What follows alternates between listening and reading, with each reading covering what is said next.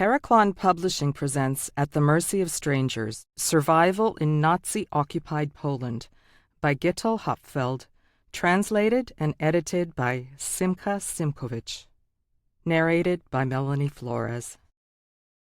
Acknowledgements. I am grateful to the following friends for their encouragement and support: Milton Shire, John Pollock, Israel Copeto, and Irving Matlov. I recall with fondness the memory of Velvel Katz, 1897 to 2003, a dear, unforgettable friend and supporter. Recognition is due to Howard Astor for his cooperation and assistance in the publication of 4 of my books by Mosaic Press. Simcha Simchovitch. Introduction. Gitel Hopfeld, my mother's youngest sister, wrote her memoir right after the liberation of Poland. Soon she and her 2 children left for the DP camps in Germany, and from there they emigrated to Israel. There, Gitel tried to rebuild her life. She remarried and settled in Haifa, where I visited her in the summer of 1959. She loved her new country and hoped to live happily with her son and daughter, whom she saved so bravely from the Nazi cannibals. However, she fell ill and died in 1969, and her children left Israel. Her son Shimon settled in Paris and Esther in New York, where they still live. My aunt's memoir was originally written in Polish in the form of short notes and brief reminiscences. I not only had to translate it, but to arrange the material chronologically and to broaden it on the basis of Gitel's post-war letters and my own knowledge of the events in the Otwock ghetto. This was a labor of love, as I found her memoir to be a moving document of the Holocaust. It tells of the tragic fate of my own family and the Jewish community of Otwock, all of them deported in August 1942 to the death camp of Treblinka, or murdered on the spot. The chapters of Gitel's life in the village of Sadurki gives us an insight into a unique segment of Polish Jewry, the so-called village Jews. For generations, these Jews lived in tiny communities among the Polish peasants. They were tailors, shoemakers, innkeepers, or orchard renters and traders of agricultural produce, and drew their livelihood from their Gentile neighbors. In the late 30s, their existence became precarious due to the rise of anti-Semitism and the economic boycott proclaimed by the ruling Polish circles against the Jews. Soon Poland was overrun by the German armies, and the systematic annihilation of the Jewish population in the cities, towns, and villages began. In Gitel's memoir, the attitude of the Polish people to this wholesale murder of their Jewish citizens is honestly depicted. It ranged from open hostility and collaboration with the German authorities to harsh indifference or passive sympathy. But there was also a brave and noble minority who, at great risk to themselves and their families, provided encouragement and a helping hand to the hunted Jews. The image of Jadwiga Kowalska of Belzec shines through in all her humanity and bravery.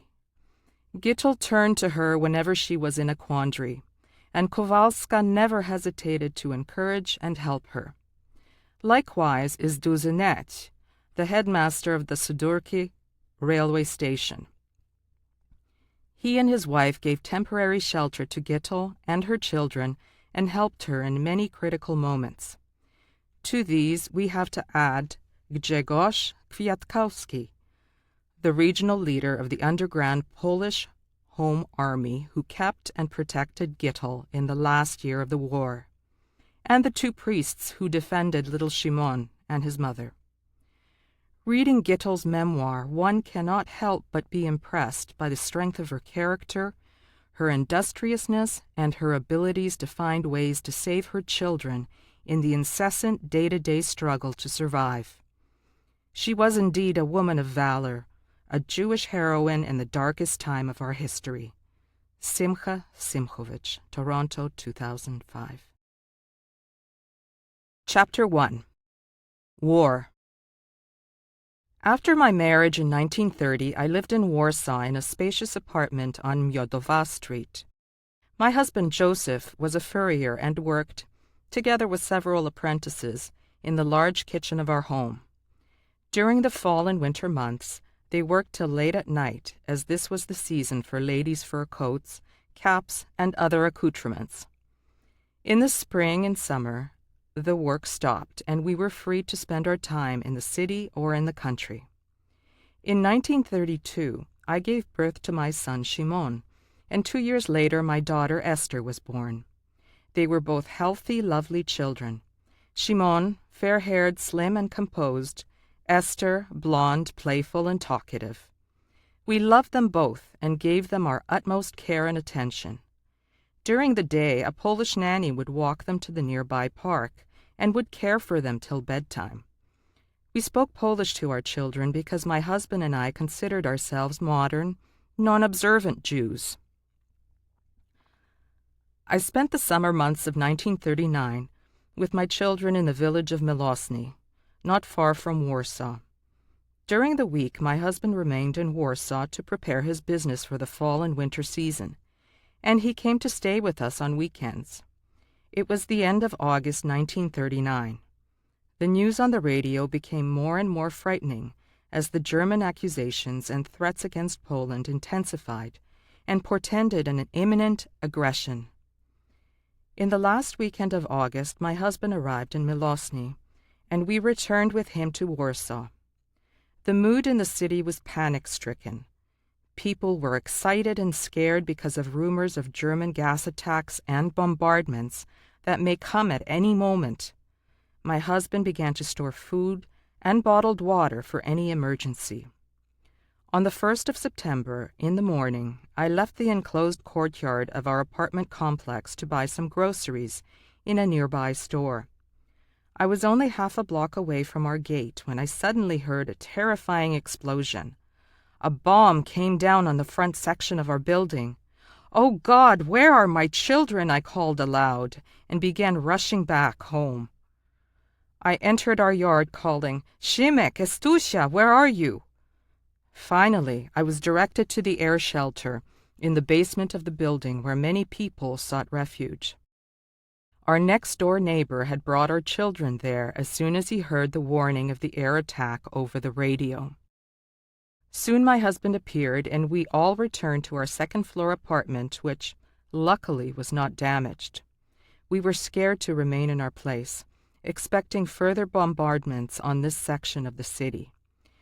We therefore moved to the apartment of my husband's sister on Długa Street in another part of Warsaw. The place there was crowded and very uncomfortable, and my husband suggested that we should move to the hall of the movie theater across the street, which had become a shelter for homeless people. I, however, was against it, because I had a vague premonition that it would do us no good. And, indeed, a few days passed and a bomb fell directly on the theater, fully packed with people. With my own eyes I saw the dead and the wounded as they were carried and dragged from the ruins of the hall. The place where we stayed seemed again vulnerable, and our family began to move from street to street in search of a more secure hiding place. Life in Warsaw became unbearable, as there was no drinking water and nowhere to buy food. During daytime, we ventured into the fields on the outskirts of the city to dig up some potatoes and vegetables. The trenches in the fields around Warsaw were full of soldiers, all of them black from dust and smoke. Corpses of soldiers and civilians and ripped open bodies of horses lay everywhere. The night before the Germans entered the city, my husband decided to run away to the east. He was not alone. Thousands of men, young and middle-aged, were told by the Polish authorities to leave for the eastern regions where new military formations would be formed. It was a sad scene when my husband embraced me and kissed the crying children goodbye. "Why are you leaving me with our kids?" I asked him, all in tears. "Will we ever see you again?" My husband tried to calm us and assured me that he would return soon, because the war would not last more than a few months. Poland's allies, Britain and France, would soon force Germany to retreat. In the first days after entering Warsaw, the Germans behaved correctly. They even gave out free bread loaves and once or twice packages with rice to the hungry population. At first they did not distinguish between Poles and Jews. However, Poles soon began to push out Jews from the lineups. Once I was standing with my little daughter, afraid to enter the lineup, when the German, who was giving out the loaves of bread from an open truck, called me over and handed me a bread. Our apartment was located on the second floor of the building. On the fourth floor above us lived a Polish woman, the wife of a poor carpenter who often used to get drunk and beat her. Out of pity, I would hire her to wash our linen. Often, I would also loan her a few zloty to enable them to survive till the end of the month. As soon as the Germans entered the city, the carpenter's wife announced that she was a Volksdeutsch, a Pole of German descent, and she began from then on to chat in German. One day she came down and began to inspect the furniture and other belongings in the kitchen and the 2 bedrooms of our apartment. "Pani Zielonka," I protested, "what are you searching in my home?" The carpenter's wife continued her rummaging with a wily smile. "I am ready to take over this apartment. It will be soon arranged." I could hardly restrain myself and began to argue with my neighbor. "How could you be so ungrateful?" I asked. "Don't you remember how I helped you in times of your need? Don't you have any conscience?" Pani Zielonka was not intimidated and answered quietly, "If I will not get your place, somebody else will take it. All the Jews will soon be moved to a ghetto, and you won't be able to take with you all your riches. So better be good, and let me enjoy them rather than somebody else." I realized the tragedy of our situation. From now on, we were at the mercy of low and heartless blackmailers. Through a messenger who arrived from Vilna, I received a letter from my husband urging me to join him with the children in Vilna. However, I was afraid to undertake such a trip. I heard from many people who tried to cross the border of the newly occupied eastern territories of Poland, how thousands of people, women and children among them, were lying on the bare ground in the no man's land, waiting to be allowed in or to steal into the Russian side.